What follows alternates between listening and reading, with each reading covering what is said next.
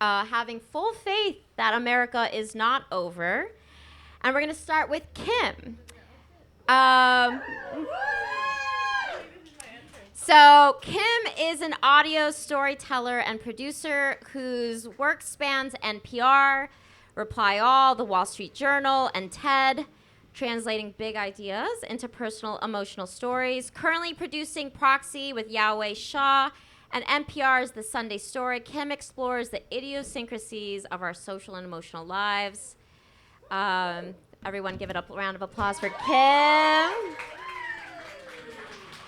And next we have Frank Filocomo, currently at the Real Clear Foundation, has written for the National Review, The Federalist, and the University Bookman, bringing sharp insight to the renewal of America's civic life. Through his blog, The Frank Forum, he champions community, tradition, and the quiet strength of civic engagement. Everyone give a round of applause for Frank. And now we have Troy M. Olson, is a post-9/11 Army veteran, family man, writer, lawyer by training, sergeant at arms of the New York Young Republican Club, co-founder of the NYYRC's Veteran Caucus, and co-author of the book, The Emerging Populist Majority. Everyone give a hand for Troy. All right, so this is your team for No, America is Not Over. They're very proud of this country. Okay, so now we have the team that's saying, yes, America is so done. We're going to start with Julian. Julian is a widget, a broken man doing the best he can without fully grasping the nature of this reality or the true consequences of his actions. He is also a filmmaker, teacher, artist, and entrepreneur. Everyone give a hand for Julian. Lovely. And then we have Sam. Sam is a writer and strategist whose thoughts on technology and culture have appeared in places like The Guardian, The Republic, Airmail, Document Journal, and Spike. He's current at work on a book about the network state movement and the future of sovereignty. Let's give it up for Sam. And Anthony gave very little words, but I think they speak volume. Anthony Green was interested in politics at a very young age. Everybody give it up for Anthony! So, as the team assembles, we did do the audience poll already. We know that right now, Team Yes has a bit of convincing to do. That is this side over here. And so what we're going to do in terms of how things are going to go, they're going to have an opening statement. And then we'll do some rebuttals, which is kind of an open, free forum, kind of spicy moment. And then we'll open up with questions for you guys if you guys want to ask any questions to specific team members. And then we'll end with closing arguments. All right? All right, so I believe we want Team... Oh, actually, Team Yes starts. You're already ahead. People more agree. No, let's go. Do you want to flip a coin? Do you want to flip? I don't have a coin. Does anyone have a coin? Does anybody have coins anywhere?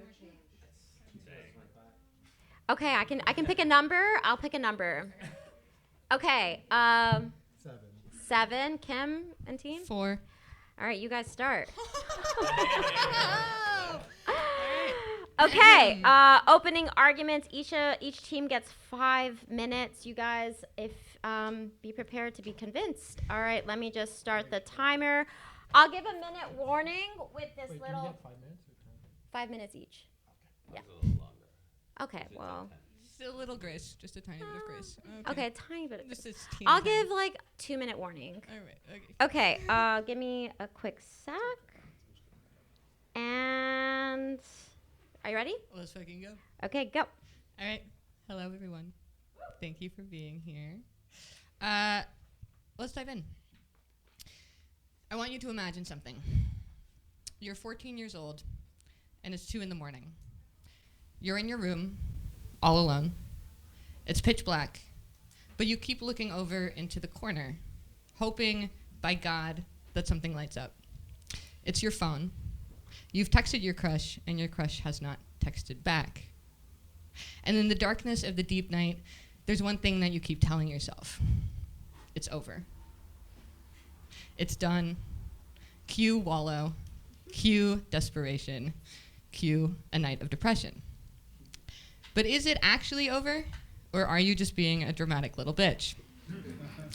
And are things always more complicated than the story we want to tell ourselves late at night at our darkest hour? Today, Troy, Frank, and I have something to tell you. America is not over. Yes, we might be in a dark hour. It might be our 2 a.m. We might be facing a few challenges, maybe some marital obstacles. Or we might just be in a grand transition. We might be facing problems at a precedent we haven't faced before. By God, we might be seeing our greatest decline in decades. But all of this doesn't mean that America is over. America is just changing, as it always has.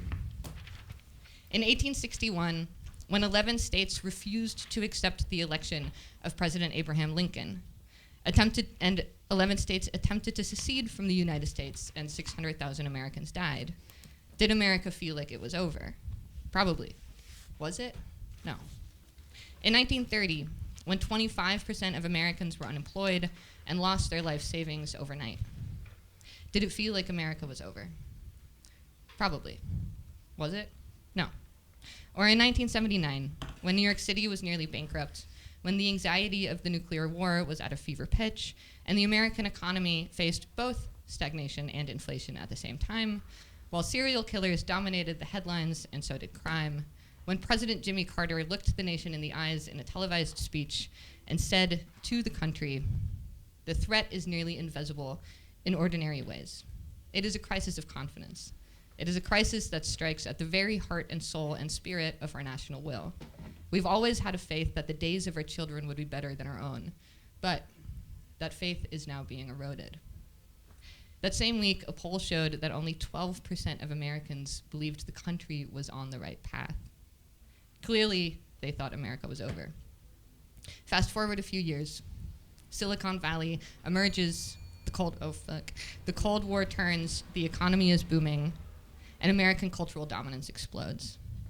There is relative decline, and then there is absolute decline. Things aren't ending. They're in the process of being reinvented.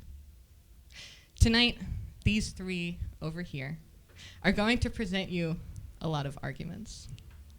They're going to paint an extremely bleak vision of this country. We over here might not even disagree with that much that they're about to say. Could it be that we are facing challenges that we've never seen before? Polarization, authoritarianism, climate change, inequality, oligarchy, a constitutional crisis, the existential risk of et cetera, et cetera, et cetera. Yes, it's possible.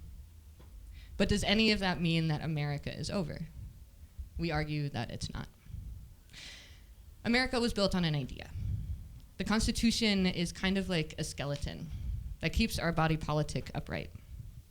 You can break a few bones, you can sustain a flesh wound, you can bleed a little, you can get bruised. But we've been hurt before, and we've come out stronger. We know how to heal.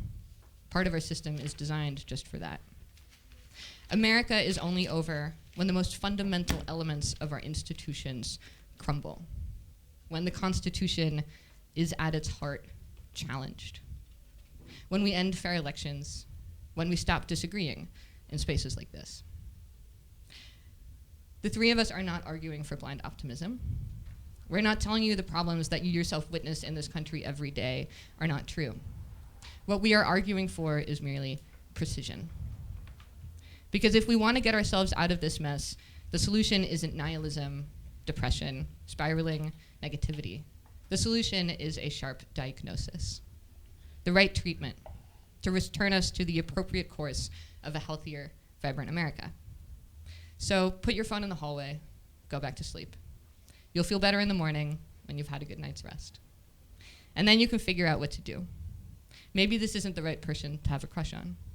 Maybe you just need to tell them how you feel. Maybe you need to go for a run. You always need to go for a run. Either way, trust that you'll be okay. And then the real work can begin by fixing what's broken. Thank you, Kim. All right. For the team that believes that, yes, America is over, you'll have... I feel like you just leave it. I feel like you project. You want to just project? I'm going to project. Yeah, sure. Oh, wait, we got loud people in the In room. the back, is there anyone who can't hear? Oh, but then we can't record, right? I think it's it's nice nice to to use Okay. it because we can All right. then record. You got it, boss. Can I begin? Yes? Let me start here. We don't want to win this argument. We hope that we are wrong. We hope someone on the other team lays out a brilliant vision for the American renewal that we walk out of here looking like fools. This is what we want, but we're just not betting on it. Because when we look around, we don't see a country on the brink. We see one already well over the edge. And no, it's not temporary. It's systemic. We're living inside a slow motion collapse of a system that has hollowed itself out. A system that once promised stability, mobility, and innovation, and now delivers burnout, confusion, and decline.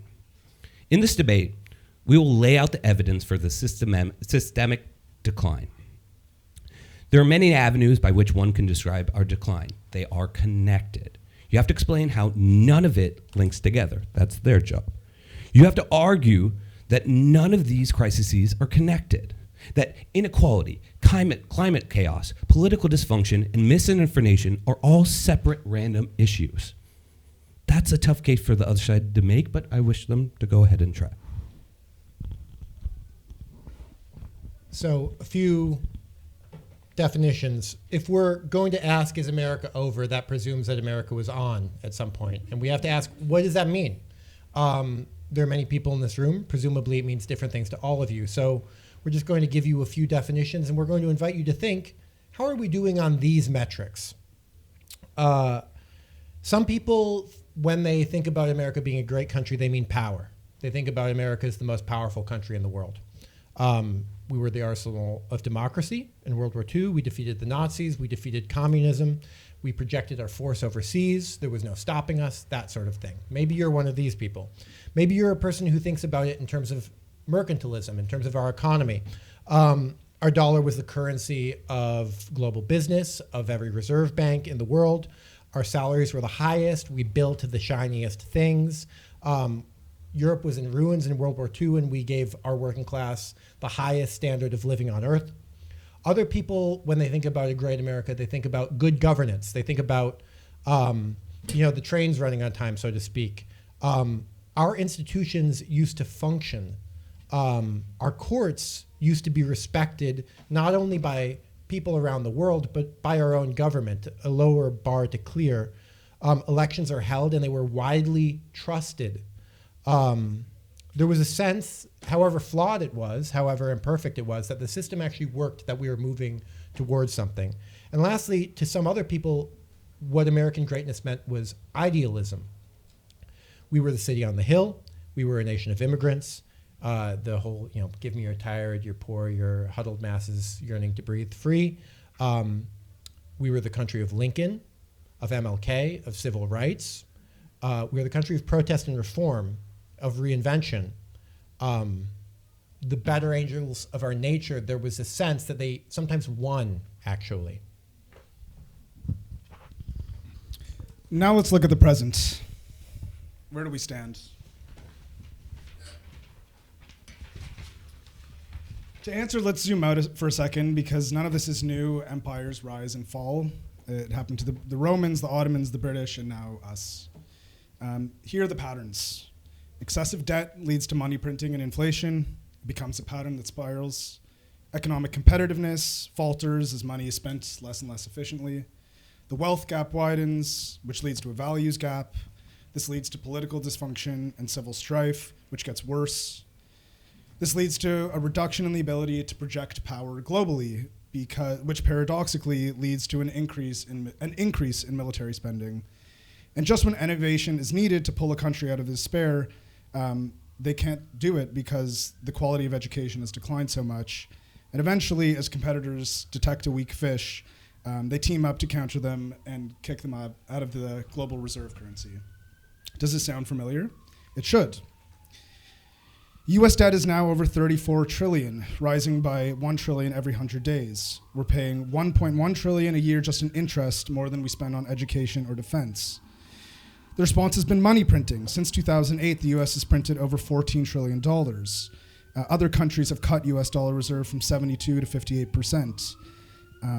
Trump's investment in crypto literally accelerate this process. The top 1% now holds over 31% of wealth. The bottom 50% holds just 2.5%. The gap has doubled since the 1980s when it was around 15%, the top 1%. About 800 billionaire families now hold more assets than the bottom 50% combined. Wages have barely moved, and US billionaires gained over 1.5 trillion in wealth, while half the country couldn't cover a $500 emergency.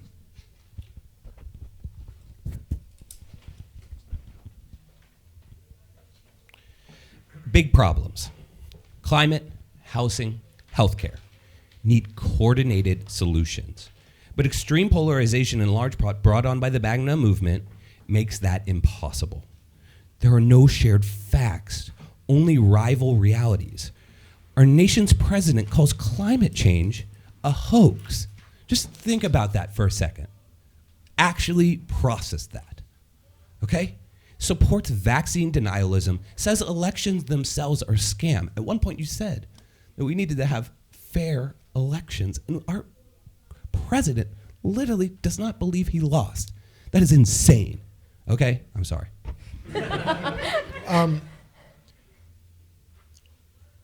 A big part of this is the prognosis, what will happen in the future. Because obviously, if we agree things are on the wrong track, well, that doesn't matter if things are going to turn back, you know? So we have to take a look at the opposition. In the aftermath of World War II, an era which I would say could aptly be described as an era where things really were over, the world really had ended, just like in 1859, America truly was over. It was a new thing after that.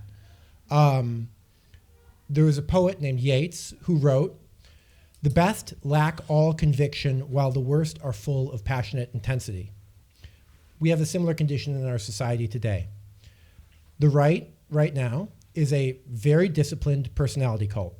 They have zeal, they have ambition, they have imagination. They're dreaming of big plans. Let's kick out 20 million immigrants. Let's bring back polio, maybe. Maybe let's invade Greenland. That would be a good idea. Or let's have a Catholic dictatorship. You can hear these ideas discussed on the right openly, lots of places. And what is the dam that promises to hold this back? It's the Democratic Party. Kamala Harris somehow, Joe Biden like a senile old man. It's very Soviet, isn't it? This is what it feels like to be on the opposing side of a rout. It's what it feels like to lose.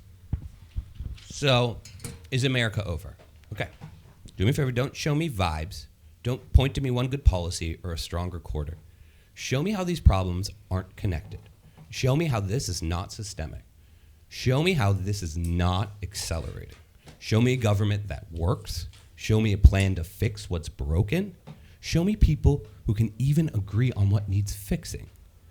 Our opponent may tell you that all the problems we described are perennial, that they come and go, but they are not.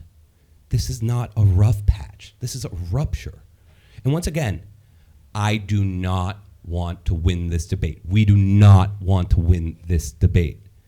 We would like to be proven wrong. We will concede points and welcome optimism.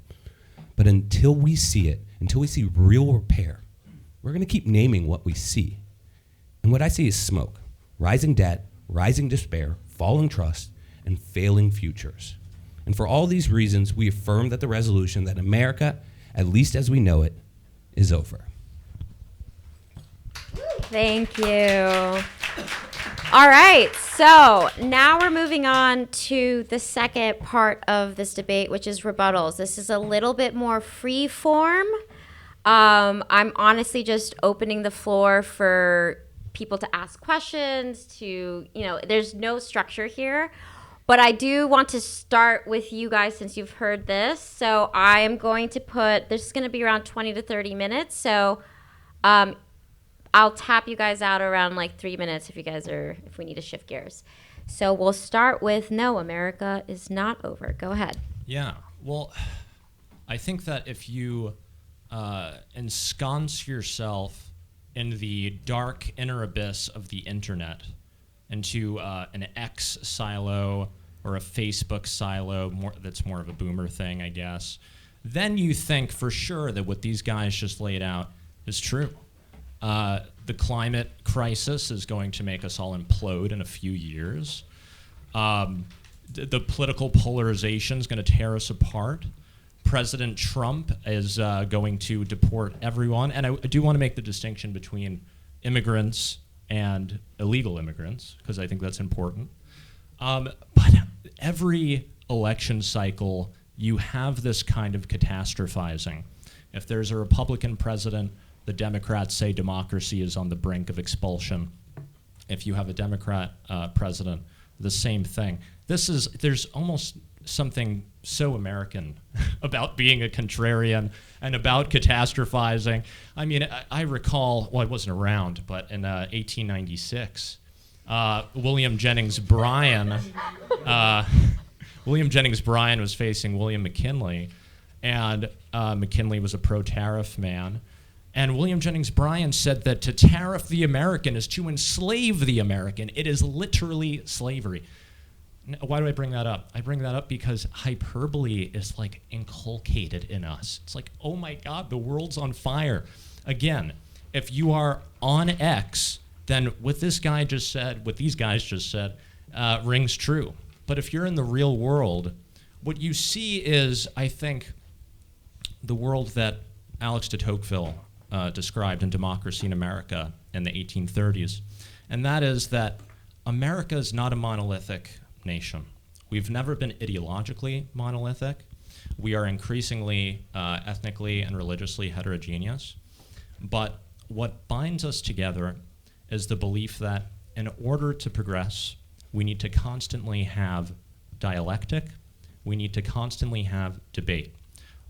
I'm going to give you a great example. It's this thing called talk and taste that I'm participating in right now. Countries that are over cease to have dialogue. Okay? Countries that are over stamp out political minorities. Here I am, a Republican in New York, in the Big Apple, very blue here, and somehow the Gestapo has not taken me. Okay? And that's because the ethos of pluralism, the ethos of exchanging ideas is alive and well. We have a Democrat Party, we have a Republican Party, to a lesser extent we have a Libertarian and Green Party. Okay? As long as debate continues, we will absolutely thrive. Don't take the black pill of doomerism. Wake up every day and realize that everything is fine. There are problems, and there always, here's the kicker, you ready? There always have been problems. And we always have national conversations, and we go, hey, you know what? This slavery thing is tearing our nation apart, okay? And by the way, the number has been revised upward. It went from 600,000 to now we believe 700,000 deaths. That's brother-on-brother violence. Abraham Lincoln fended off the radical Republicans and the Dixiecrats, and we remained a country. If we could get through the Civil War, if we could get through World War I, if we could get through World War II, if we can get through Vietnam, if we could get through Korea, then we could get through some people on X telling us that the world is on fire. It's just the internet. It's just the internet, guys. It's not real life. It's just the internet. I was anticipating trying to think about, how would you argue against this proposition before this debate. I thought, well, of course, the most obvious thing to say is, well, every 4 years it goes the other way, and then, the Republicans think it's over, and the Democrats think it's over. Okay, let's just look at some opinion polling. Not the internet, some opinion polling. And let's ask, is this a debate?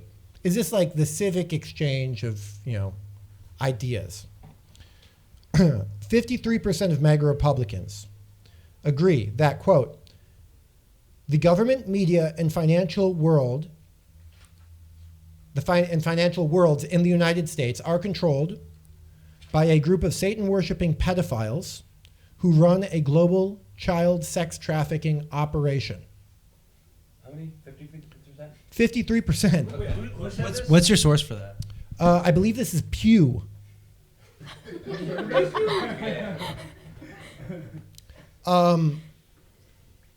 That's pretty bad.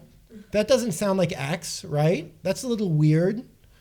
By the way, something that they said is very true. It is true that if you're a Republican and you want to engage civically with Democrats, and the opinion polling bears this out, Democrats still very much believe in civic discourse. They believe in elections. They believe in the courts. You know who does not believe in this? 1/2 of the country. 70% of, quote, strong Republicans, end quote, agree. Our American way of life is disappearing so fast that we may have to use force to save it. 62% for the proposition in the next few years there will be a civil war in the United States. Don't worry, though. The numbers get way, way more encouraging if you look at some other questions, like only 39% of MAGA Republicans believe that, quote, armed citizens should patrol polling places at election time. There are certain things in a country that cannot survive if they do not have broad bipartisan support. You cannot have a country where you have elections if 1/2 of the country believes in elections. You cannot have a country where we resolve our differences through civic disagreement if like 70% of one side is like, yeah, that side is Satanist pedophiles. And by the way, that's the ruling part of the Republican Party. The idea that they're all going to go away, which Democrats keep on believing, the Bulwark or something, the Lincoln Project is going to just like sweep this away. No, this is the ruling coalition of 1/2 of our country. You cannot maintain the same governmental system when 1/2 of the country is signing off of it. So I think things are a lot less sanguine. If what you're telling us is, don't worry, in 1859, it was all okay. It only took 700,000 people dying to sort things out. And then, everything went all right. Then you had 20 years of military occupation of the South. I'll take that. If that's the counter argument, oh, we'll just have a civil war and then everything will be fine. Okay, I think the party's over in that case. We have some rocky times ahead, to put it mildly. So I think there are a few flaws about how this question is even formulated. Is America over? Are you referring to the legal state of America? Well, I think that's easily a no. I think as long as a nation and a people are still having conversations, the country will continue. But to some of the points addressed, I think that we have been through absolutely tougher times before. You're talking about the lead up to the Civil War, 700,000 deaths. You mentioned hyperbole. I think we're in the realm of hyperbole here. You also brought up a lot of stuff that I totally agree with. Your critiques of policy the last 40 years, the hollowing out of the middle class, the hollowing out of middle America where I'm from, absolutely true. And all of those factors are why Donald Trump's president. But the second theme is you put this on partisan politics and MAGA Republicans. And I think I don't think America's politics have ever been that successful. I think we largely screw it up. I think it's the Churchill quote is accurate here. You can count on America to do the right thing after it's exhausted every other alternative. I think that holds. Our politics usually don't make that much sense. We don't figure it out because we are so deliberative, because we debate it endlessly, and that's a beautiful thing. And when we get to a point of crisis, which I think we're in, crisis/transition, we obviously have no choice but to figure it out, to meet the challenges of our time, and to reach a new consensus. So the book that I wrote, The Emerging Populist Majority, is talking about that crisis. It's talking about that transition, and it refers to something that the book calls civic orders. I think if you define America as having started in the 1960s or having started with FDR's New Deal, I think a lot of that is absolutely going to be slipping away, yes. But we're going to be moving into something else. I think if you're a progressive or whatever you define yourself, I think you're in a very similar situation as a country club Republican in the late 1920s or early 1930s would have been. And if you're depressed, I say don't be, because if you get to that point, you guarantee yourself a lack of competition for the future. We need two thriving parties that are in this debate and this deliberative conversation instead of ideas. So don't take yourself out of the fight. And we are. There's definitely a lot of places where things are going too far, but I don't think we're as far as the turmoil of the later 1960s into the early 1970s even. Because the people that were around then had seen a country that was on the height of the heights. America was 50% of the world's GDP after World War II. That is completely unsustainable. 5% of the world's population shouldn't have 50% of the world's GDP. So I think the America we had just prior to this era was like slightly in a renewal phase, but we had already kind of seen increasing inequality for many decades, increasing hollowing out. And so we're tracking actually with a lot of what you're saying, but does that equal that America is over? I don't think so. I think a lot of people in 1859, 1860 would have thought, yeah, America's probably over. I don't think we're anywhere near there. I don't think we're anywhere near that conflict. I think we're maybe half of what we saw in the later 1960s. And the reason I say that is because I really think that you're talking about how disappointed you are in the opposing party. We said the Democrats aren't going to put up a fight against the Republicans. Well, I agree with that. They can't raise any money. They're not putting up much of a fight, and the Republicans look to be the victor here. What are you going to do about that? That's, of course, the question for a large part of the country. I also would just take contention with the entire this is a very cosmopolitan conversation. Throughout much of the small towns throughout this country, life goes on. And even when Joe Biden was president, life went on. I grew up in a small town. I was a Democrat growing up. Majority of the town was Republican. It was easy to dissent. No one cared. When I was in the military, I was a Democrat. And they would have given their life for me. I would have given my life for theirs. And that really is most of the country. Most of the country is like that. They're not like, let's be hyperbolic. I think most of us are pretty reasonable, and we do agree on the broad, true north.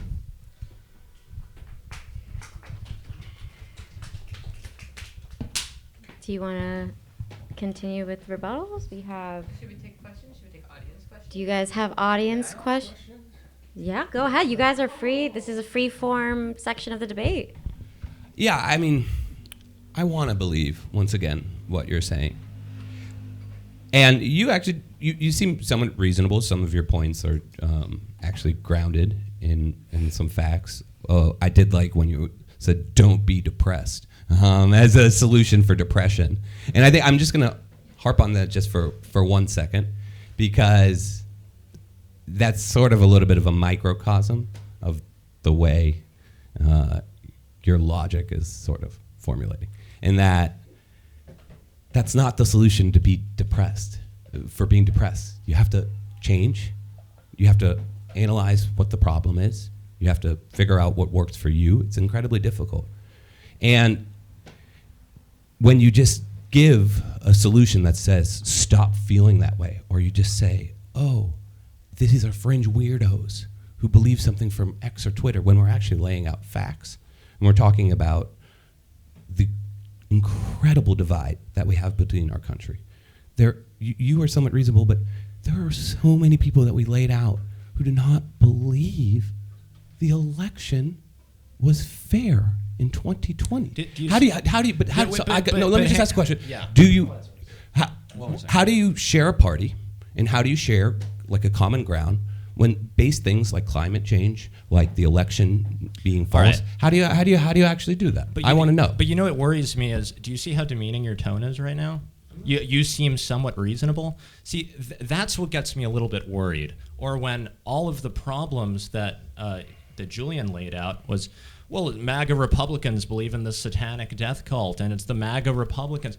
So, there are certain people that say the blame for everything is on one side. You're Now, deflecting from my question. if You that- didn't answer anything I just asked. How do you actually share a if- question? Let me tell you something. So let me just say one last thing. So Troy and I belong to an organization, great organization. I don't know if you've heard of it. It's called Braver Angels. Have you heard of it? Okay. It's not my question, but keep going. Oh, all right. Well, Braver Angels is an organization that brings Democrats and Republicans together to converse civilly. And we had an incredible event in Waukesha. Was that Waukesha? In Wisconsin. Yeah. Kenosha. Yeah. And we watched the Biden-Trump debate. 700 Democrats and Republicans, we watched it together. And I spoke to all of these people with blue lanyards that signifies that they're Democrats. And they were from the middle of the country. They were from Nevada. They were from Michigan. And we all got together and we said, we want to engage in empathy and cognitive empathy. We want to understand each other. They didn't think that we were, oh, well, you're somewhat reasonable. Oh, yeah, I think you're also somewhat reasonable. That is a nasty way to talk to someone. And I know, but what gives me pause is that I know that most people are not like you. Wait. No, you made your point. I want to talk about. Wait. No, you made one point right here. There's a sort of fallacy that you keep repeating in your logic over and over when you debate. Is what you do is you extract something from your own interpersonal life, maybe the 800 people who did that together, these reasonable people that were these conversations that we're able to have right here, and then you try to apply that to a broad swath of everyone. And that's just not the reality. You may be exceptions, and I'm really happy that event did exist, and I'm happy those people were due together, but that's not what's happening in America. That's not, you can't live in a country where people believe absolutely insane things that are not baked in fact or truth. How are we supposed to share processes? How are we supposed to share something like that? And so you're condoning me for my tone, but you're not looking or answering any single one of my questions. And I want to know. And I'm sorry if I was a little tense. You seem like a nice person. All right? It's something I'm very passionate about. And I would legitimately like to know what your answers are for how to make that function. One of your questions was, what's the cure for depression, basically? And my mother's bipolar. Believe me, if I had the answer for that, I'd be a very rich man. I wish I had the cure for depression. But what's the cure for societal, political malaise and a sense that you're on the wrong track? And you wanted data. So I'll give you data. I strongly urge everyone in this room to go look at the Hidden Tribes report. This shows across the spectrum that people, to 4 out of every 5, largely do agree on what America's values are: freedom of speech, rule of law, civil liberties, civil rights. There is a broad agreement about these things, and that exists down to the community level too. And I won't go any further into that. It's a large 150-page PDF. And I encourage everyone to go check it out, and you'll see where the divide is. I think it's some of the best work that's been done, not just in the United States, but really in the Western world. And I gotta pump the brakes on how, if this is just like a debate that is a partisan argument, I don't think that's interesting, because I don't believe America's success has been because of politics in our history. I think it's been because of the American people and the families in this country, and the ingenuity that having a framework of freedom and stable laws have allowed. And it doesn't mean that life's perfect and that everything's easy, but it generally has meant that in this country, if you work hard and play by the rules, the sky can be the limit. And that has to be true for as many people as possible. But I don't believe that this country's over because of some political differences right now, because I don't think our politics has ever worked that well. It's worked well for maybe 30 years out of our 250 years, and ask me after what 30 years I think those are. But we've almost never worked politically. We always argue it out. We never decide anything. Congress can't move a bill anyway, or they work 3 days a week. They're always raising money to get reelected. I've met so many of these people behind the scenes. They're not impressive. If we're counting on them to to save us? Oh my God. Absolutely not. No. Work hard. Take care of what's in front of you, what you can see in front of you, your family, your community. And that's realistically, in this life, all you really can control for sure. Okay? I think a lot of this is coming to terms with our own power as individuals.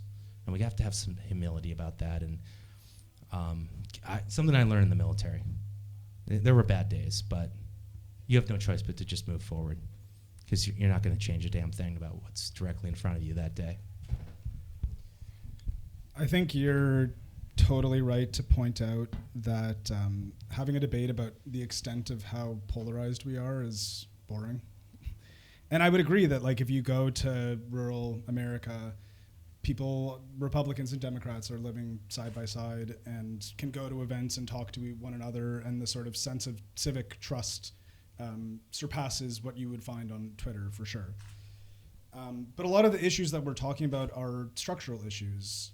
You talked about, the American dream, the idea that people can just pull themselves up from their bootstraps, and I don't think the data supports that that's the kind of society that we're living in.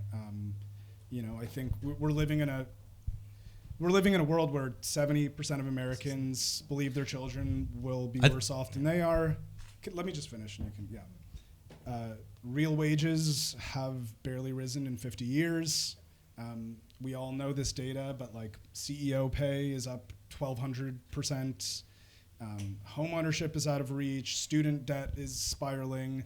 We live, as Thomas Piketty kind of pointed out, we live in a society where for the first time, most of people's wealth will not come from their income. It'll come from family inheritance, which is basically like fin de siècle, France, 18. Like this is the scenario that we're in, and I think that we're not like and there is no, on both sides of the aisle, there's no effort, or not, maybe not no effort, but there's no vision for how we get out of it. Because when you look at Trump, he signals that we're gonna to do things about it, but like actually, he's raising the bar on wealth inheritance to 15 million without like untaxed.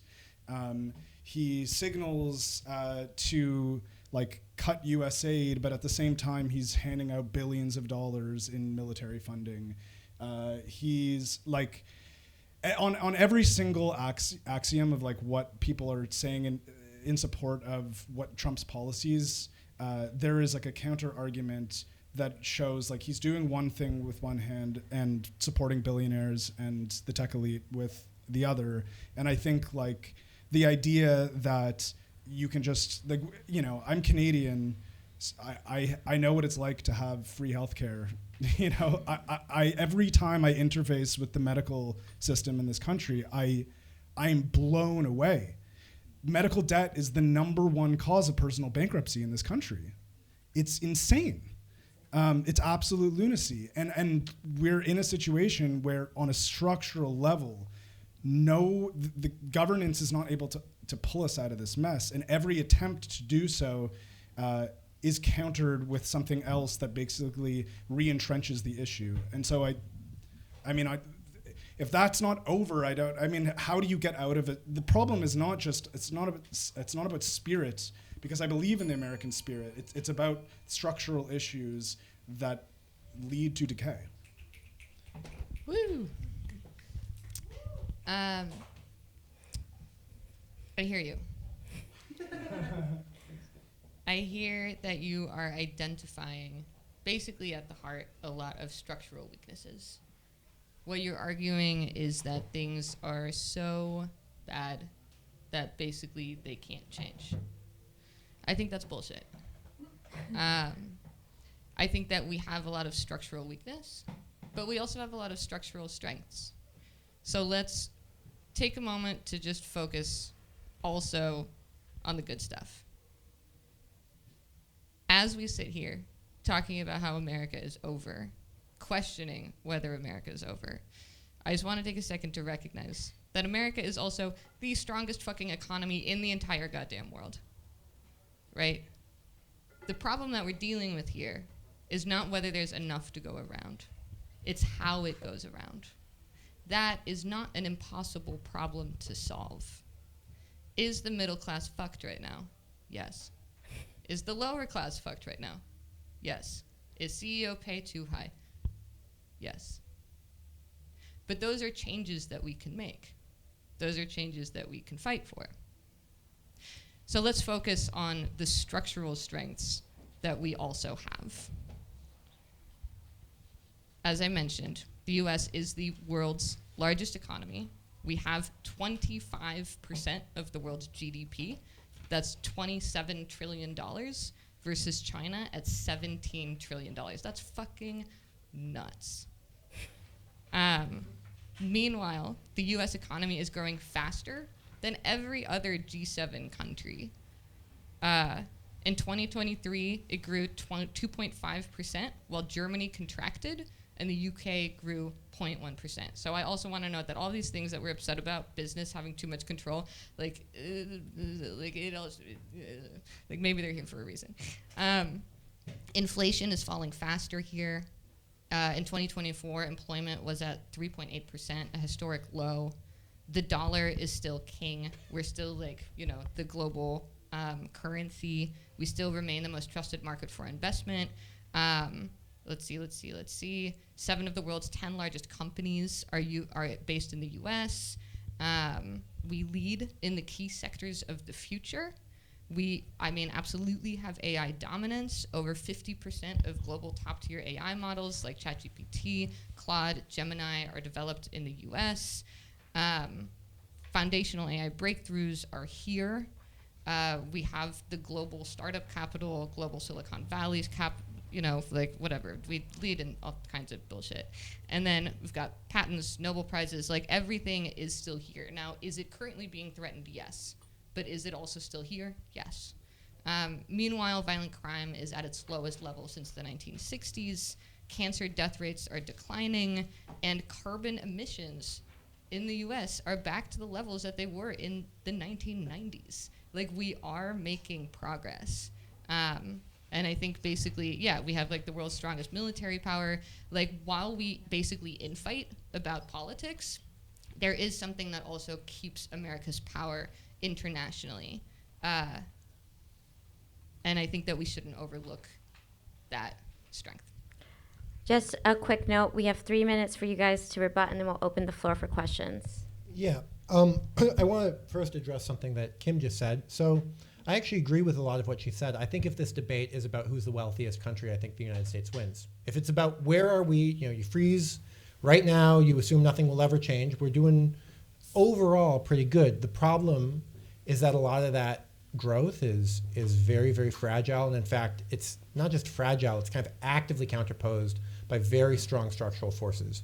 So one of the reasons, for instance, why the United States has done so much better than other countries is that we are able to take loans out at very cheap rates. Our currency is the global reserve currency. Now, we can ask, okay, are things great right now? Yes. Things are great when you take out a mortgage. On the day you take out the mortgage, it's great.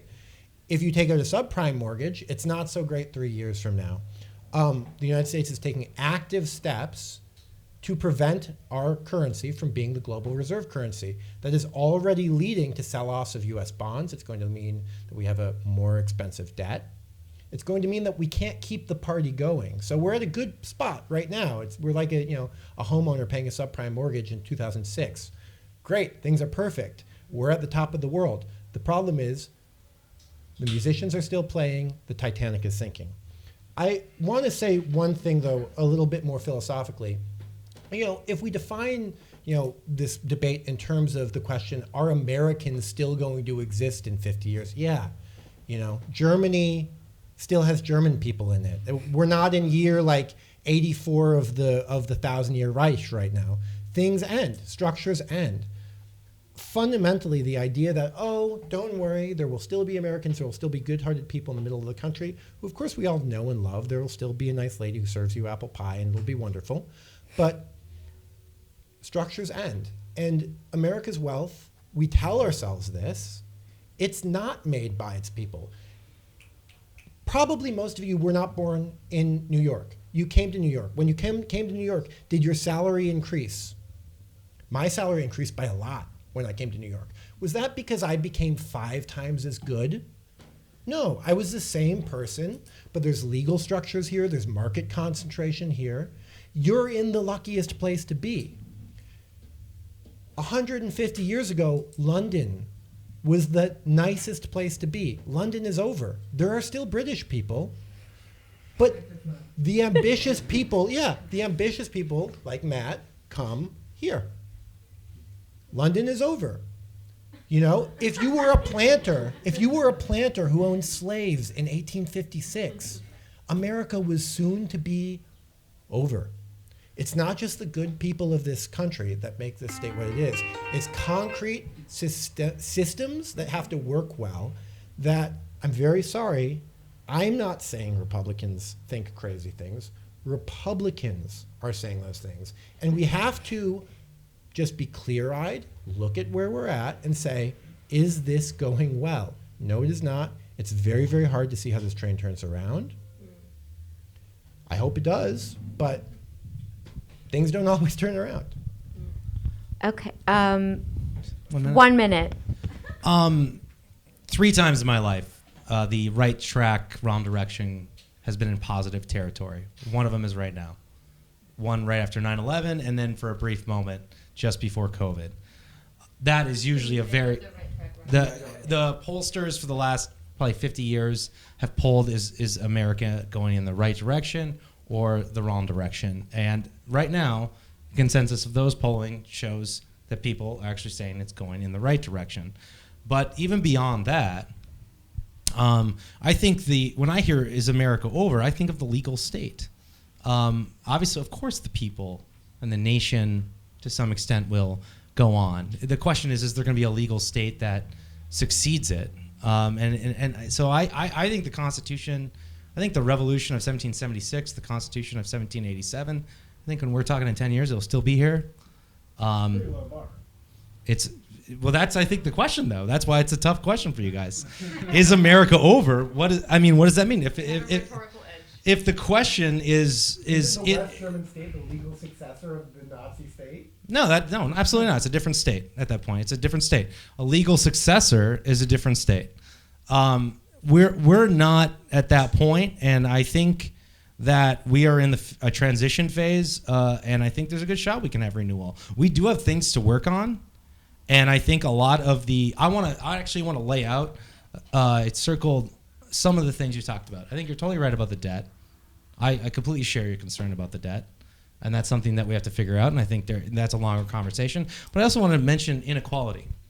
And I'm sure housing goes along with this too. Some of these questions just sound like New York City problems, to be honest. And this is the second most unequal political unit in the country after Washington, D.C.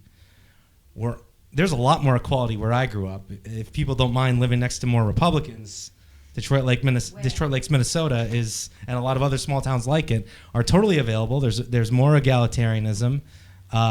You'll rarely see a rich person. A rich person's basically a doctor. And you'll see a few people with their vacation homes maybe, but I think so much of this is just New York City centric. All right, we are opening the floor to questions. Yes. Will you hand the microphone? Yes, back up, please. I have a lot of thoughts, but I will keep it to a question. I would like to ask about what we were speaking a little bit more about, the legal state. My parents moved to America for a greater opportunity to make something of themselves, right? I believe that America for a long time did hold that promise. Also, when I went to school, I was taught at a very early age to be very patriotic. And I was like this old cousin that would show up and be like, America, right? Now I'm embarrassed, but at the time it was very much in the zeitgeist. And I learned a lot about what made America amazing was this governance system that we talked about, right? Checks and balances was a big part of what made this country this country. And I am not a person who's stuck on X. I don't have an X account. I don't have a Truth Social account. I don't spend a lot of, maybe too much on Instagram, but not generally just absorbing political chatter of more extreme systems. I will admit to only absorbing a lot of one type of media, of course. I think most of us are guilty of that. But I would love to hear more about your thoughts on that checks and balances system. As someone who's not in a doom scroll solely of what X is telling me on if it's over, if it's not, I'm very concerned about what I see in the lack of ability to respect the judicial system that was put in place to check the executive branch. I would love to hear more from both sides on what your thoughts are on the attacks on the systems that were placed to create the governance system that we always claimed to be a shining light. Well, I think if you look at countries and nations around the world that are susceptible to high volatility, to the potential collapse of institutions, there are countries that don't have a constitution nearly as robust as what we have. You have to remember that our founders were geniuses. This is 1787 that this document was written, and we still have the 3 articles, right? We have the legislature, we have the executive, and we have the judiciary. Are there presidents that engage in extra constitutional activity? 100%. Woodrow Wilson, who is a progressive, believed that the presidency, the executive, does not have enough power. FDR tried to take advantage of the judiciary, okay? You know, Andrew Jackson was not someone who loved the cumbersome political process. We have had these problems in the past. I'm no fan, right? I didn't vote for Trump, okay? But Trump will, in 2028, be gone, right? Even though Steve Bannon says he may not think so, but here's the thing: it doesn't matter what he thinks.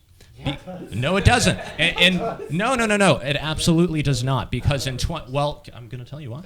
Because in 2020, when he said erroneously that no, I won, right? It's like, okay, Donald, I'm glad you think so, but Joe Biden was president for the next 4 years. So his rhetoric on truth or X is inconsequential. Is that what happened? Yes. I Was think you're Trump president for the last 4 years? No. Okay. But I think you're so then Article 2 worked. There's something I'm noticing right now, which is there's sort of this I shouldn't use this word, but Panglossian, all is for the best in the best of all possible worlds. Don't worry. Middle America is still nice. People still wave at their neighbors. Everything is fine. Like, don't worry. 2020 went fine. Donald Trump left office. Nothing bad happened. There's a sort of just refusal to look at kind of the probability distribution of things that might happen. It's like a kid who throws a brick off an overpass and says, well, it didn't hit a car, so what's the problem?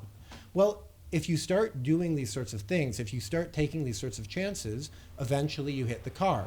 So for instance, in 2020, it wasn't fine. There was a very real plan in place. I'm from Michigan. There were alternative slates of electors. There was an attempted coup in our country. It didn't work. The people who planned the coup are now back in power. Do we think, oh, don't worry, the Overton window of possibility wasn't opened?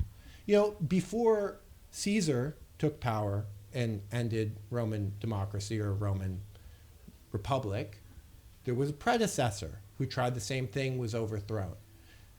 When you have a system that runs like ours does, not based on the genius of the founders, not because they were such incredible whizzes that they just put together this incredible, Lego system of blocks that perfectly cancel each other out and there's no problems in the system. The reason it works is because people believe in it. That's been ended. We all know that the rules are now, if on election day you can invade the Congress, maybe you can take power. Right now, Trump is trying to use the military in LA to detain people. A US Marine just detained someone in LA. Posse comitatus. This is a law from the 1870s that the South ended because they didn't want to be occupied by Northern troops. It's a foundational principle, not only in our system, but going back into England, it's a foundational principle. The military does not run our country. Is that the law of the land anymore? I don't know. We're certainly testing it. There's certainly a lot of appetite for it. Like I said, these people are ambitious. They have imagination. They got a lot of viv. They're thinking big ideas. I don't know why the absence of something having happened is such good evidence to you that something cannot happen, and why you're just sort of so eager to say, don't worry, all that stuff you saw on TV, all that stuff you saw on the internet, it's just going to kind of magically melt away. I think it's a little bit overly optimistic without much justification. Okay, we're going to open it up to another question. Yes, just pass it. I don't know how long it is. Is it to me or? No, anyone. Is it tea? If it goes that far, yeah. You might have to I think that fits them. Okay, so I've heard a lot, especially from the no side, talking about the Constitution and how it is gonna kind of just like always be there to save us. So I'm really surprised that I haven't heard anybody talk about due process. I think it has to be one of the most fundamental principles of the Constitution and is what keeps this country together. It's directly being challenged right now by this current administration. There's also a lot of talk of like focusing on your families and your neighbors on the no side right now. And families are currently being ripped apart with no due process. By the way, that includes legal permanent residents. It includes people with various forms of status and undocumented people. They're not illegal, which was a term that was used before. This is happening on farms where people are losing all their farmers, and Trump is trying to do it without using the courts or due process. So if due process is chipped away enough, then how do you come back from that? Because if our most marginalized communities are the ones who are being attacked and having their rights taken away, that only gets bigger and it gets expanded to everyone. So if due process goes away, where's America? And that's it. I just want to add to that also, political opponents. Like, just as an anecdote, I'm Canadian, as I said. I'm literally like in a scenario where I have to delete any political messaging from my Instagram while I cross borders because I'm fearful that the administration might detain me. Like, I'm Canadian, I'm a white guy from Canada, and that's the scenario I'm in. And that's where this country is at, and you stack up enough of those chips, it just like, where does it head? Yeah, all of this, see, this is what's a little irritating about this whole conversation. A lot of this becomes, well, now we have to defend Donald J. Trump. And I'm kind of not interested in that debate. What I'm interested in is the system that our founders created. As I said, despite what Steve Bannon and Trump meme about, he will be gone by 2028. My question was about due process. So not Okay, well, I'm just responding. I know, but All right. I'd love that question answered. Okay. But the bottom line is that this is not a defense of Trump. When Mahmoud Khalil was detained, I didn't defend that. I said this is someone who's criticizing a foreign government, and this is unreasonable. So I don't appreciate the kind of straw man here of us having to defend Trump. Do we have lawyers in the room? One? Okay.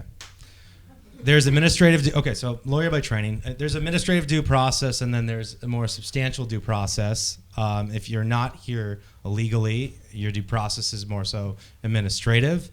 But I want to talk about also a larger issue of, we mentioned the Constitution a lot, we mentioned judiciary and checks and balances.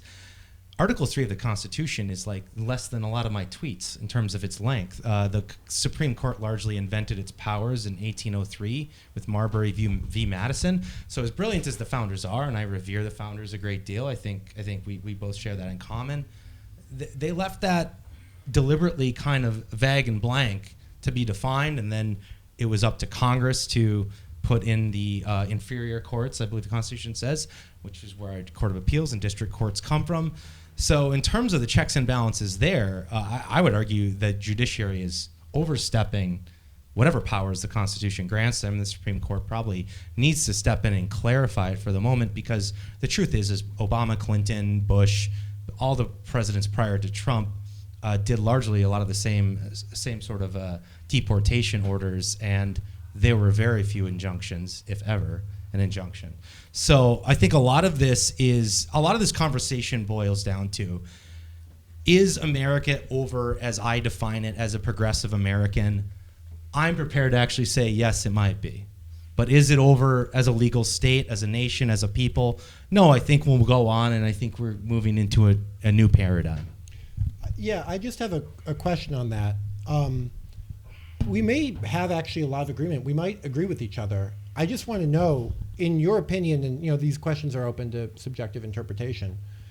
If, for instance, the Supreme Court, if we got rid of Marbury versus Madison, that is all of the, the rights that you assume that you have on the basis of judicial review, there just isn't a court that you can necessarily go to for that, If we got rid of that, and there was a civil war, and 70 million Americans died, and everyone was really poor, and we were ruled by a military general, but it was still called the United States of America.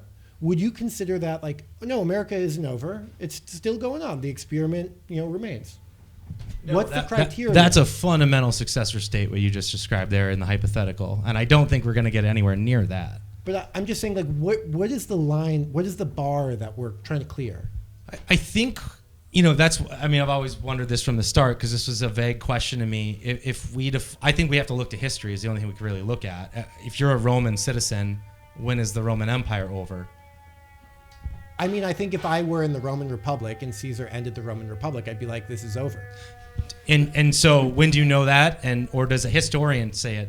I retrospect? think probably based on my experience in the United States in 2025, probably 7 years into Caesar's reign, there would be someone going don't worry, everything's fine. In 3 years, they'll be gone. The real question. Sorry. I thought the real question is Trump a Caesar? Absolutely, I don't think he is. I think J.D. Vance will be the next president in 2028, and he'll get elected. He'll be the nominee. He'll face Kamala Harris or Gavin Newsom or someone. AOC, whoever, and J.D. Vance will prevail with a similar electoral, take it to the bank. And he'll succeed him, and there'll be a transition of power, and we'll have a census, we'll have redistricting, we'll go into the 2030s, and it will be incumbent upon the party out of power to reorganize itself accordingly to win enough electoral votes next time. It's more like baseball. You live to play another day. Okay, we're going to move on to another question. It's a question for both teams. Maybe I don't know if it's a good one, but I'm hearing a lot of talk from both teams about the sort of domestic situation in the United States and whether or not we can communicate and all of that kind of stuff. But I guess for both teams, I'm interested in this idea that, at least for me, America is like a way of life. And if most people can drive somewhere in their big car and they can get a burger and they can watch TV and things feel relatively the same as it always has, then America's not over. But I think if you start looking outside the domestic sphere, there's this sense that America has been living off its imperialism, which is crumbling, and which is really the reason why we have all these interior arguments. And I just want to throw it out to both teams and say, to what extent is my version of America over based on that kind of thing? Yes, I'm going to quickly just add the point. In a literal sense, of course it's not over. We're sitting in a living room having a debate. Of course it's not over in a purely literal sense. But the point that we're trying to lay out here is that all of the trends, which they haven't really been able to refute, actually very often you agree with us, all the trends are getting wider in income inequality, from a mass proliferation of untruths, not facts, the system being broken. When we just look at our national debt, that's happened over every administration because we can't agree. We can't figure out how to basically do this. It's not even Donald Trump right now. There's going to be a next problem. All these problems are not being solved. And what we said is that you need to be able to figure out, because we're on the downward trajectory. Obviously it's not over right now, but it's going to be if this trajectory continues. And so what we needed from you, and what I still haven't really heard at all, is how that is going to stop. Because every single trend, which you've pretty much agreed to, said that is going badly Well, first in of all, many ways. But we do have a lot of positive stuff still happening. Yeah, well, I appreciate your fiscal conservatism, first of all. Care a lot about the deficit. Wasn't expecting that. But, I think that, again, it's so incumbent on us to zoom out and look at the macro picture here, right? And if you look at America's celebrating its 250th birthday, if you look at the 250 years of this nation's existence, I believe that what this team is trying to paint is that it's sort of been like this, and it's just been this precipitous and steady decline. Well, steady decline? No. Oh, When did the decline all right. start, then? I mean, I think I can't speak for my teammates, but 1972. 1972. I'm kidding. I was a joke. I can't speak for my teammates, but I think there's been in the last 15, 20 years, I think there's been a very serious structure. Since 2007. All right. Well, then, just from someone who analyzes data, that's not really a good way to go about things and go, this 15 years out of 250 is emblematic of the fact that we're going to crash and burn. Zoom out. Look at the 250 years. Look at the things we've overcome. Look at the income inequality of the Gilded Age that was then, succeeded by a much different kind of time. The Robert Putnam, who's a liberal Democrat, wrote a book in 2020 called The Upswing. And he goes, zoom out, and you see that during the Gilded Age, you have just hyper-materialism, income inequality. That then is preceded by a period of unbelievable civic participation, civic engagement, bipartisanship. Now we're in another divot, right? This is the inverted U curve. We're in another divot. Who's to say, based on 15 years, that we can't swing back up? Give it a little bit of time.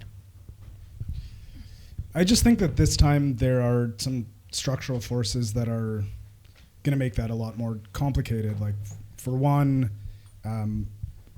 the ascent of China as a power. It's basically its Belt and Road Initiative and the influence that it's exerting on Africa. The fact that Taiwan is severely under threat, and there's a high likelihood that the inner rim of the South China Sea American influence is lost there, which would lead to an enormous crash of the stock market, the enormous collapse of the tech industry here. I think we're in a scenario where partnership, like European partnership, is extremely fragile. Countries that we've worked with for a long, at least since the Second World War, are wavering on whether they want to move into another frame of orbit. And so the question here was about the large-scale influence of American power, and who wants to work with America, and how does that. And I think that we live in a scenario where people are laughing at Americans. People look at Donald Trump and think it's a joke. He's a mockery. And I don't. He might say he argues to the contrary, but behind closed doors, I think that it's a very different sensibility. Can I pick up on your direct question of empire, though? I would argue. You have 1 minute. Okay, I would argue that America's never really wanted to be an empire. If we wanted to, we would have even more territory. We're an inverted empire, if anything, and we are an accidental empire that was a consequence of our role in the Second World War. And when I say we're an inverted empire, normally an empire in history has a periphery and it gives certain protections and it extracts a duty. America's empire has, for the most part, been a detriment to America. I'm not saying we irresponsibly become isolationists, but I definitely think America is right to renegotiate a lot of its trade agreements and roles and security arrangements it has with the rest of the world, because the days where less than 1% are going to go police the world, those days are over. All right, so now we are. Oh. We could do one more question, and then we're going to do closing arguments. Oh, okay. I can project. This also might be nothing. It was kind of open up to both sides.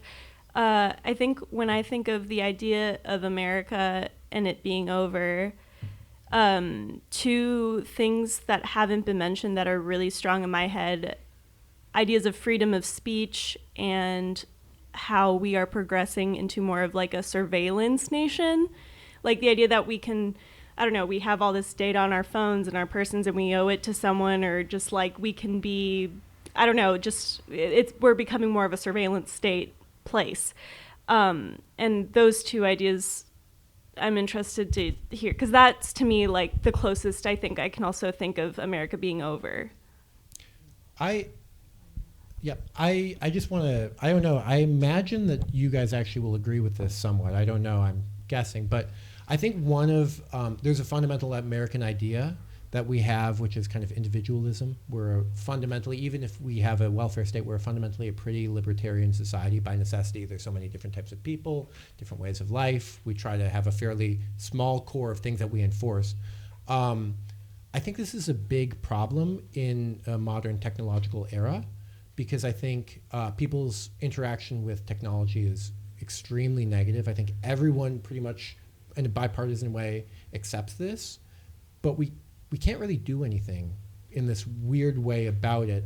I don't think this is the fault of Donald Trump at all.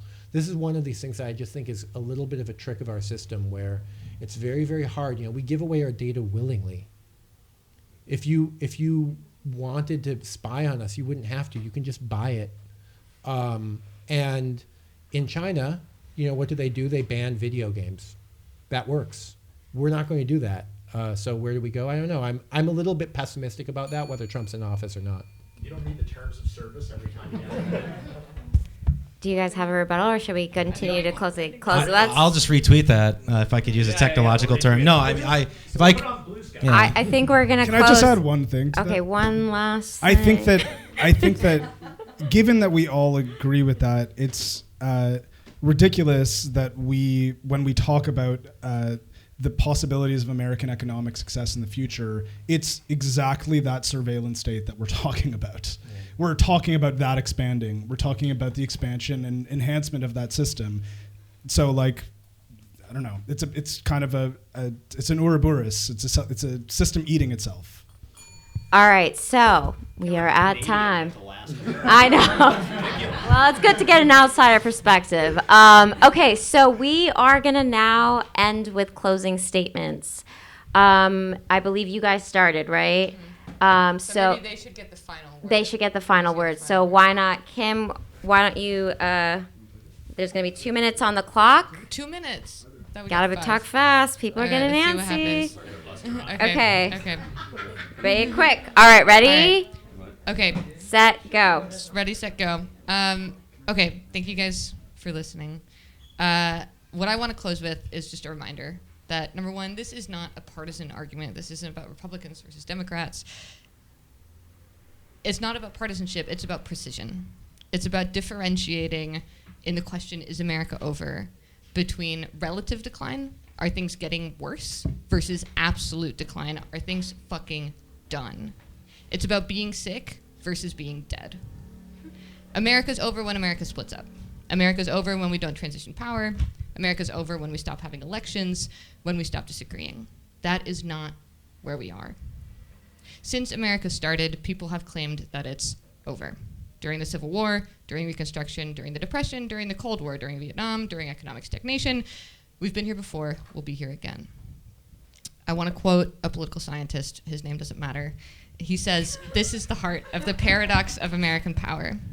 The United States is a divided country, perpetually perceived as in decline, yet it consistently remains the wealthiest and most powerful state in the world." I want to ask you, why does this paradox exist? Why do we keep telling ourselves that we're done? Is it because there's something deeply human about this? Is it because the anxiety of the late night is what drives our engine in the morning? Is it because self-analysis, arguing, debate is what actually leads us to change? Is this exactly what we need to be doing right now? The anxiety of the late night, it can lead you in two directions. It can lead you to get depressed and wallow and despair and waste your energy being really fucking sad. Or it can spur you to action. It can spur you to focus on what needs to get fixed. So let's do that. Another question I want to ask. Do we keep telling this story because narratives of decline play a political role? Because telling ourselves or being told that things are on the verge of ending justifies radical change, moral outrage, urgency, because it defines a simple enemy. This narrative, it plays a purpose. It sells us something. Before you buy it, be careful. I want to quote another political analyst. His name is George Packer. and and he identified something that I thought was really interesting, that we have a country that is simultaneously obsessed with irrepressible optimism, but also with decline. And he says, national mood disorder afflicts America, causing wild swings between mania and despair, superhuman exertion and bruised withdrawal. We overdo our foreign crusades. We overdo our retrenchments. We never pause in between, where an ordinary country would try to reach a fine balance. What he argues is that the other side of American exceptionalism, I'm gonna keep going for like 30 seconds. What he argues is that the other side of American exceptionalism is American declinism. Both stories are dangerous. And he also continues, while periods of hubris such as 2002 can lead to damage from mistaken policies such as the Iraq War, there is no virtue in either understatement or overstatement of American power. Instead, our side offers this. Let us focus on precision. Let's focus on an accurate diagnosis to identify the problems at the hearts of our society right now, of which there are certainly many, and then solve them. I want to quote Pete Buttigieg. What makes America great is its ability to wrestle with its darkest demons and come out better for it. If Europe could emerge from World War II and enter 80 years of the most peace the world has ever known, we want to choose to believe that a period of great instability and volatility and challenge doesn't mean America's over. We're just doing what we've always done. All right, thank you. All right, Team Yes. I'm not going to deliver our closing statement, I don't believe, but for the sake of honor, I have to say I cited a poll as from Pew, it's from Ipsos. They're terrible. Yes. They're fine. All right. So here we are. Hello. What's up? We've laid out our case, not as doomsday prophets, but as witnesses, observers, Americans, tired ones.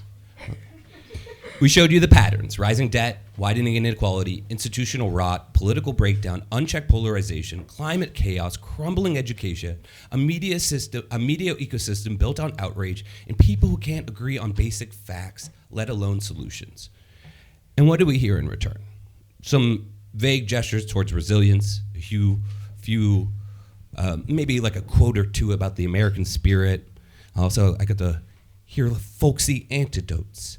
I can say that word right. Anyways, never providing individual stats just about how strong our dad is, but no real counter argument. Zero answers about our systemic problems. No actual disproof of the structures we laid out. No explanation of how these problems aren't connected. No plan that even begins to address them at any scale. Our opponents may believe that because America still functions on paper, it's not over. But a shell is not a system. A schedule is not a democracy. An empire doesn't need to fall, just fade quietly into dysfunction and disbelief. We're not saying America can't be reborn, but something has to die first. And what is dying is the fantasy that this machine still works. Unless someone can show how the fire in the attic isn't connected to the cracks in the floor, we aren't the ones in denial. So we affirm the resolution: America, as we knew it, is over.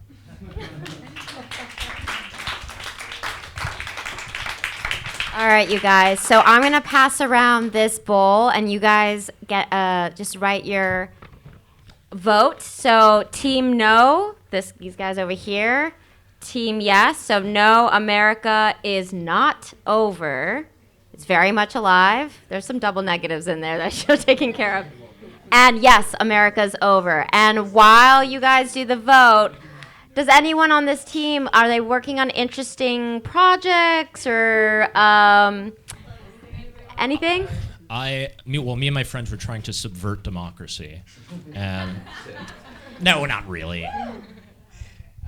I'll plug something. I just launched a new podcast. Yay. We're excited. It's called Proxy with Yowei Shaw. You can find it on Spotify right now. Yeah. I'll say in like 2 sentences what it's about. It's about understanding the world through an emotional lens. And basically in every episode, we connect somebody who's feeling emotionally stuck in some way.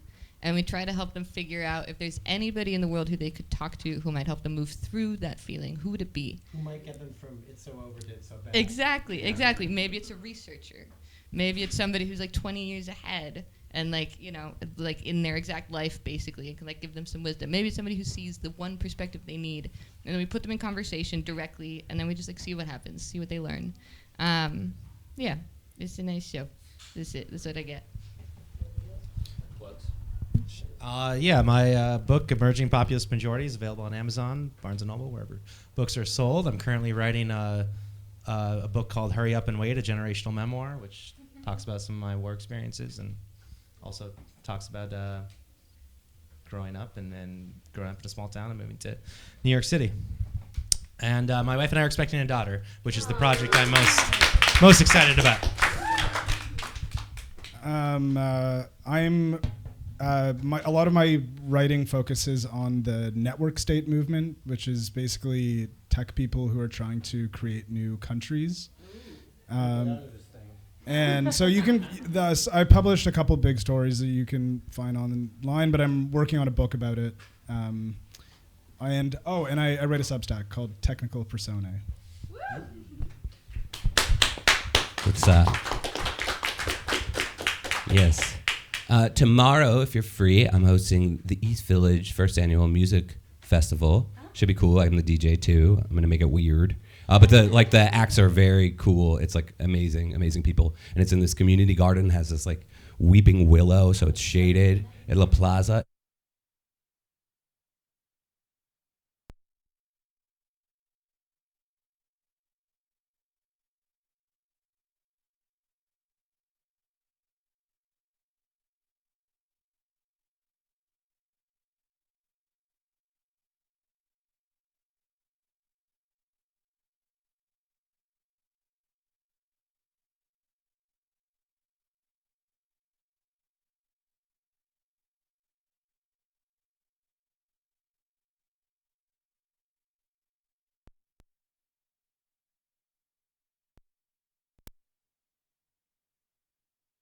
Not something, but before we get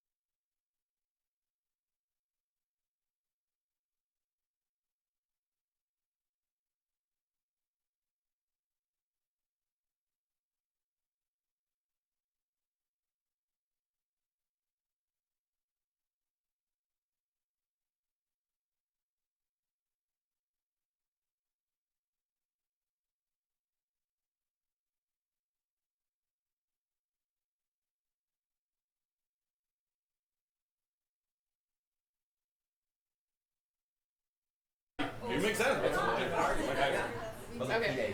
All right, the votes are in. The winner of this debate is yes, America is over. This side of the house, which is we all said we wouldn't be happy about it. This is crazy. So we've had a reverse.